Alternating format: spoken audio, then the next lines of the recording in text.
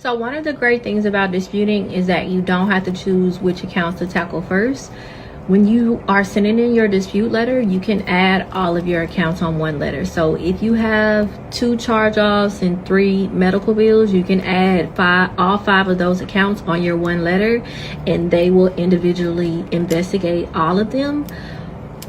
All accounts on a letter, 1 dispute reason per account. And if you have any medical bill, I always recommend that you start out with disputing by saying this account reporting is a HIPAA violation, because as soon as medical bills report and you dispute them, they start sending you bills of what you've been treated for, which is actually a HIPAA violation, because they're supposed to send you a HIPAA consent form before they actually send any of your personal medical information.